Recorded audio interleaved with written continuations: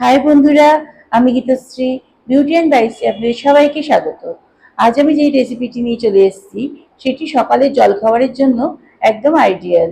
চলুন দেখে নেওয়া যাক আমি এটি কিভাবে তৈরি করি। এই রেসিপিটি তৈরি করার জন্য 3টে মাঝারি সাইজের আলু ছোট ছোট করে কেটে ভালো করে ধুয়ে নিয়েছি। এখন গ্যাসের নবটাকে অন করে একটা বাটি বসিয়ে দিলাম। এখন এর মধ্যে আমি 3 থেকে 4 চামচের মতন সর্ষের তেল অ্যাড করে দিলাম, আর 3টে শুকনো লঙ্কা মাঝখান থেকে চিড়ে এর মধ্যে দিয়ে দিলাম, আর দিয়ে দিলাম হাফ চামচ পাঁচফোড়ন।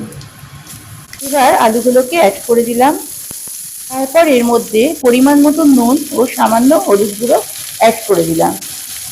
এবার আলুগুলোকে হালকা করে ভাজা ভাজা করে নেব। আর হ্যাঁ, এই তরকারিটি সকালের জলখাবারে লুচি, পরোটা ও রুটির সঙ্গে খেতে খুবই ভালো লাগে। আপনারা বাড়িতে অবশ্যই একবার বানিয়ে দেখতে পারেন। যদি ভালো লাগে তাহলে আমায় কমেন্ট বক্সে একটা কমেন্ট করে জানাবেন। এবার এর মধ্যে আমি একটা মাঝারি সাইজের টমেটো কুচিয়ে দিয়ে দিলাম, একবার এটাকে ভালো করে মিশিয়ে নিলাম। এখন এর মধ্যে আমি 1 গ্লাসের মতন জল অ্যাড করে দিলাম। এখন এর মধ্যে আমি একটা লিড চাপা দিয়ে গ্যাসের নবটাকে একদম বাড়িয়ে দিলাম। এখানে ঝোলটা একদম ফুটে গেছে। এই সময় গ্যাসের নবটাকে একদম কমিয়ে দিয়ে আবার লিড চাপা দিয়ে দিলাম বেশ কিছুক্ষণের জন্য।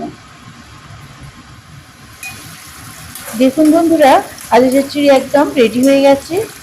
এই সময় গ্যাসের নবটাকে আমি একদম বন্ধ করে দিলাম। দেখুন বন্ধুরা, সকালের জলখাবারের জন্য টেস্টি টেস্টি আলু চচ্চড়ি, রুটি ও মিষ্টি সার্ভ করে নিয়েছি। আপনাদের যদি আজকের রেসিপিটি ভালো লেগে থাকে তাহলে আমার চ্যানেলটিকে অবশ্যই একটু লাইক, শেয়ার ও সাবস্ক্রাইব করে দেবেন। আপনারা ভালো থাকবেন। পরবর্তী অন্য কোনো রেসিপি নিয়ে আমি আবার চলে আসবো। ততক্ষণের জন্য বাই।